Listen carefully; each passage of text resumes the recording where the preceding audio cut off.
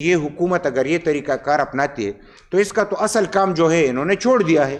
یہ انتظامی امور میں ایسے اقدامات اٹھاتے ہیں کہ احساس محرومی کو بڑھاتے ہیں اور مالی دہشت گردی کو بڑھایا جاتا ہے. ایک موٹر سائیکل سے آپ اتنے گھبراتے ہو تو پھر دہشت گردی کا خاتمہ کیسے کرو گے؟ ایک بندہ اسکوٹر پہ بیٹھا ہے، تم یہ اندازہ نہیں لگا سکتے کہ اس کو روکو، اس کو سمجھاؤ کہ یہ راستہ ٹھیک نہیں ہے، اس راستے پہ جاؤ. تم گولی سے روکو گے. ہم حکمرانوں سے، اسٹیبلشمنٹ سے، مرکزی حکومت سے، صوبائی حکومت سے، عوام سے، سب سے اپیل کرتے ہیں کہ اس تیسری لڑائی سے بچا جائے. یہ تباہی نہیں رکے گی. تم نے آزمائش کرتے کرتے پاکستان کو تو گنوا دیا، بنگلہ دیش بن گیا، اب تو بقایا پاکستان کو خدا را اس طریقے سے اپنے خواہشات کا کھلونا نہ بنائے.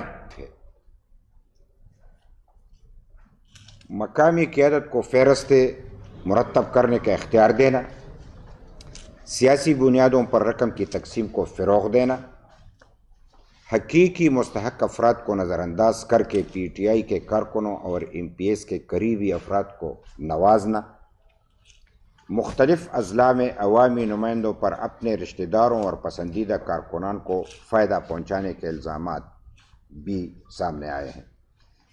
خود پی ٹی آئی کے اور بھی کارکنان اس عمل پر تحفظات رکھتے ہیں.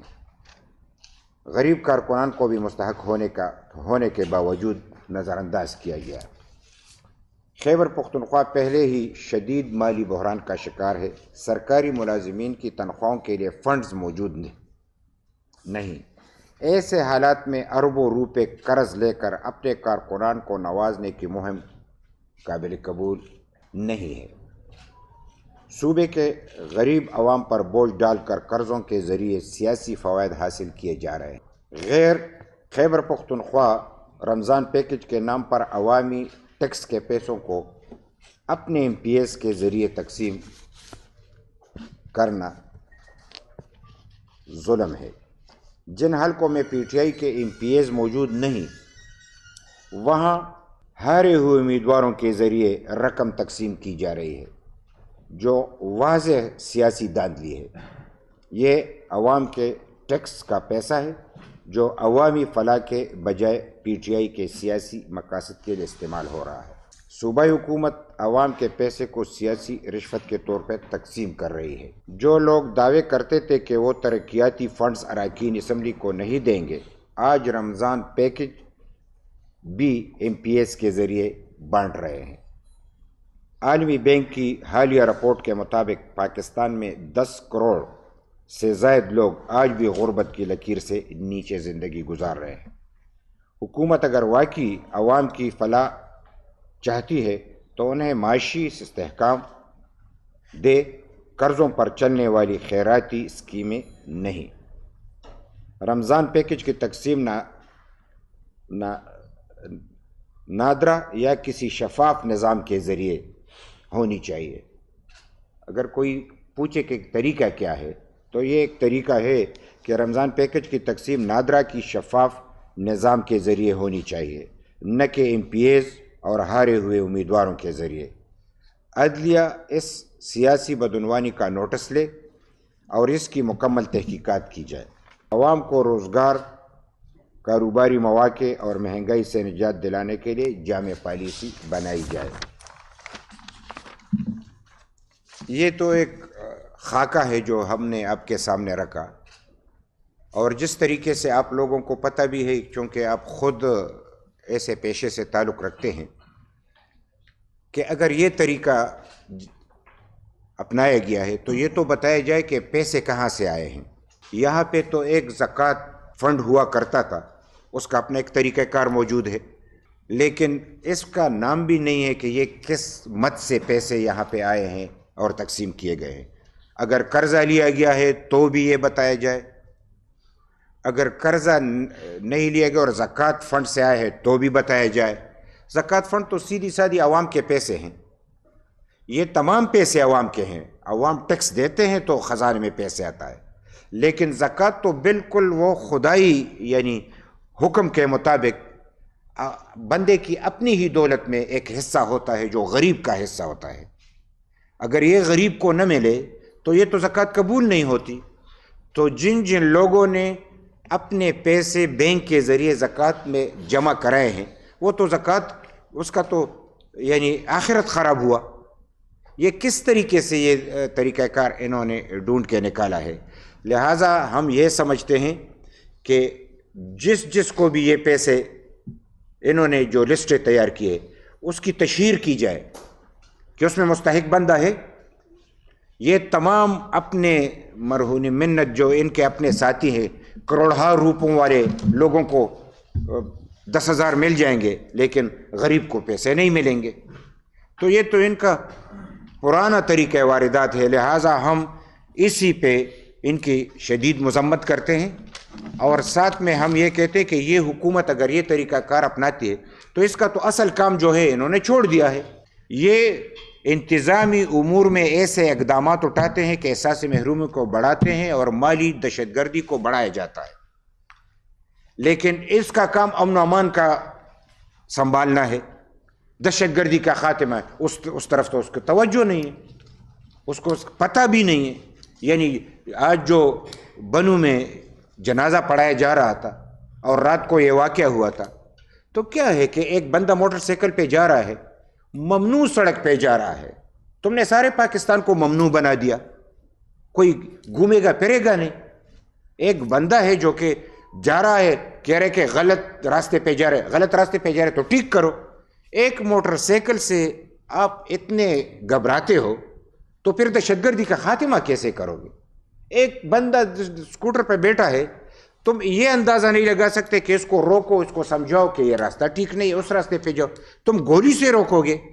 یہ کہاں کا طریقہ کار ہے کہ تم گولی چلا کے سارا کام چلاؤ گے؟ ہم یہی سمجھتے ہیں کہ جو طریقہ کار یہ اپنا رہے اس میں دہشت گردی میں اضافہ ہو رہا ہے۔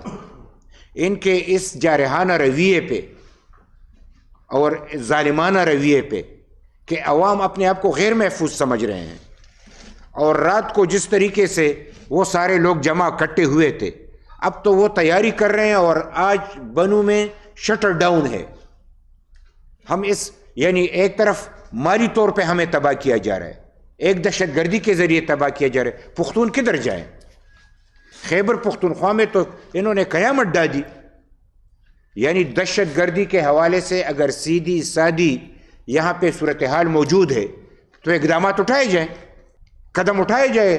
یعنی ایک دہشت گردی آپ اندازہ کریں کہ ایک سیدھا سادہ فارمولہ جو کہ نیشنل ایکشن پلان میں بنایا گیا تھا کہ جو دہشت گردوں کا ساتھ دیں گے سہولت کار، ان کا بھی خاتمہ کیا جائے گا، لیکن یہاں پہ نیشنل ایکشن پلان کو یعنی پھینک دیا گیا۔ جنرل فیض اور ان کے حواریوں نے اس کے مخالفت میں، نیشنل ایکشن پلان کے مخالفت میں معاہدہ کیا اور دہشت گردوں کو 40,000 کو یہاں پہ لے کے آئے۔ تو اگر دہشت گردی کا خاتمہ کرنا ہے تو 40,000 بھی یہاں پہ آئے ہیں، موجود ہیں، جو لائے ہیں وہ بھی موجود ہیں، جنہوں نے نیشنل ایکشن پلان کی توہین کی کہ یہ سارے عوام کی مینڈیٹ تھی اور تمام مکتب فکر کے لوگ اس پہ متفق تھے، اس کی توہین کی، اس کو تو سزا نہیں مل رہا۔ جب سے ہم سن رہے ہیں وہ گرفتار ہے گرفتار ہے اور گرفتار ہے، بس، اور کچھ قدم نہیں اٹھایا جا رہا۔ دہشت گردی کے خلاف قدم نہیں اٹھاؤ گے تو آپ یقین کریں کہ حالات تو بے قابو ہو چکے ہیں۔ اسٹیبلشمنٹ کے، مرکزی حکومت کے، صوبائی حکومت، یہ تو مکمل طور پہ ناکام ہو چکے ہیں۔ میں اس کو مختصر کرتے ہوئے پھر آپ سوال کریں گے تو میں جواب دوں گا کہ اب کے جس طریقے سے یہ صورتحال بن گئی ہے تو اب تو یہ ایک بین الاقوامی لڑائی کی طرف اقدامات اٹھائے جا رہے ہیں، اور ایسی صورتحال بنائے جا رہے ہیں جس طریقے سے ٹرمپ نے اعلان کیا۔ اس نے کہا کہ افغانستان میں باگرام بیس اس کو قبضہ کریں گے، جو اسلحہ ہم سے وہاں پہ رہ گیا ہے اس کو دوبارہ کلیکٹ کریں گے۔ تو امریکہ نے تو اپنا فوج یہاں سے نکال دیا، تو کون یہ کام کرے گا؟ یہ کس کو کہہ رہا ہے؟ یہ تیسری عالمی جنگ کی تیاری جو ہو رہی ہے، ہم تو 2 جنگوں میں پختون تباہ و برباد ہو گئے، 45 سال ہو گئے، اب نئی جنگ کی تیاری ہو رہی ہے۔ نئی جنگ امریکہ کی خواہش پہ تیار ہو رہا ہے، یہ ایندھن تیار ہو رہا ہے جو ہمارے یہاں پہ ہو رہا ہے. یہ جو اقدامات ہو رہے ہیں کہ لوگ مجبور ہو جائیں کہ ہاں ایکسٹریم اقدام اٹھایا جائے، اور ایکسٹریم اقدام یہ ہوگا کہ امریکہ کے لیے باگرام بیس کو قبضے میں کریں گے اور ان کے لیے اسلحہ افغانستان سے لیں گے. تو جنگ ہوگا نا، تو جنگ ہوگا تو کون مرے گا؟ تو یہ ان کی مرضی سے چلے گا، عوام کی مرضی سے نہیں چلے گا. ہم یہ سمجھتے ہیں کہ یہ تیسری لڑائی جو یہاں پہ ہونے جا رہی ہے امریکہ کی خواہش کے مطابق، ہم حکمرانوں سے، اسٹیبلشمنٹ سے، مرکزی حکومت سے، صوبائی حکومت سے، عوام سے، سب سے اپیل کرتے ہیں کہ اس تیسری لڑائی سے بچا جائے، یہ بین الاقوامی تباہی سے بچا جائے. اس میں یعنی دوسری جنگوں کی طرح پرائی جنگوں کو اپنا جنگ سمجھ کے اس میں نہ کود پڑے، ڈالروں کے حوالے سے قوم کو تباہ نہ کرے. یہ ڈالری کاروبار ہے. اس لیے ہم یہ سمجھتے ہیں کہ یہ دونوں دہشت گردیاں ختم ہونی چاہیے، اور دونوں دہشت گردی میں حکومت کی پالیسی ملوث ہے. یعنی مالی دہشت گردی میں بھی حکومتی پالیسی ناکام ہے، اور دہشت گردی جو حقیقی معنوں میں لوگ تباہ و برباد ہو رہے ہیں اس میں بھی ہمارے یعنی جو پالیسی ساز ادارے ہیں وہ ناکام ہیں. لہٰذا ہم یہی ایک بار پھر یاد دلاتے ہیں، ہم باچا خان کے پیروکار، ولی خان کے پیروکار، اسفندیار خان کے پیروکار، ایمل ولی خان کی قیادت میں ANP جو جدوجہد کر رہی ہے، ہم یہ ڈیمانڈ کرتے ہیں کہ آج ہم آپ کو بتا رہے ہیں کہ تیسری لڑائی سے بچا جائے، عالمی لڑائی میں جان نہ جھونکا جائے. یہ تباہی نہیں رکے گی. تم نے آزمائش کرتے کرتے پاکستان کو تو گنوا دیا، بنگلہ دیش بن گیا، اب تو بقایا پاکستان کو خدا را اس طریقے سے اپنے خواہشات کا کھلونا نہ بنائیں. ہم یہی سمجھتے ہیں کہ دہشت گردی کے لیے فارمولہ ہے، ہمیں اس فارمولے کو اپنانا ہے. آپریشن بھی ناکام ہوا ہے، کتنے آپریشن ہوئے؟ ناکام ہوا ہے. یہی آپریشن ہے نا، آپ بنو میں جا کے دیکھو نا یہ کیا ہو رہا ہے. آپریشن بھی ناکام، مذاکرات بھی ناکام ہے، اس لیے کہ پالیسی نہیں ہے، ایڈہاکزم کی بنیاد پہ بات ہو رہی ہے. لہٰذا ایڈہاکزم کی بنیاد پہ اقدامات کامیاب نہیں ہو سکتے. ہم سمجھتے ہیں کہ پالیسی کیا ہے. ایک تو سارے پاکستان کے جو کہ ہمارے آرمی پبلک سکول کے بچوں کی خون کی مرہونی منت، ہمیں ایک متفقہ ایجنڈا ملا. کون اس کے راستے میں رکاوٹ ہے؟ اس نے تو تمام فارمولہ دیا ہوا ہے کہ سہولت کاروں کو بھی پکڑا جائے اور سزا دی جائے، دہشت گرد تو چھوڑ دے. اس کے راستے میں رکاوٹ ہے تو بتایا جائے کون ہے، اور جن لوگوں نے اس کی وائلیشن کیا ہے ان کو سزا کیوں نہیں مل رہی. پھر آئین کے روح سے تمام اداروں کو اپنے اختیار ملنا چاہیے. یہاں تو پتہ ہی نہیں چلتا، پارلیمنٹ کے ساتھ اختیار نہیں ہے. پارلیمنٹ خود آئین بناتا ہے، وہ آئین پہ عمل نہیں کر سکتا. یہ پارلیمنٹ پھر عدالت جاؤ تو عدالت اپنا آئین بناتا ہے، اور اسٹیبلشمنٹ تو اس کے تو اپنی مرضی. وہ تو یعنی ہم نے پاکستان میں آئین پاڑتے نہیں دیکھا. کس ڈکٹیٹر نے آئین کو نہیں پاڑا؟ کس کو سزا ملی؟ لہٰذا ہم یہ سمجھتے کہ آئین پہ عمل کیا جائے. خارجہ پالیسی آپ کی غلط ہے، اس کو درست کیا جائے. پڑوسیوں سے اچھے تعلقات قائم کیے جائیں، اور ساتھ میں یہ کہ آپ کی اندرونی پالیسی بھی غلط ہے، اس کو بھی درست کیا جائے، اور ایک جامع پالیسی بنا کے پارلیمنٹ میں ڈسکس کیا جائے، اور پارلیمنٹ میں اس کو منظور کر کے اس پہ اسی طریقے سے عمل کیا جائے جس طریقے سے تمام یعنی مکتب فکر کے لوگ اس پہ متفق ہو جائے.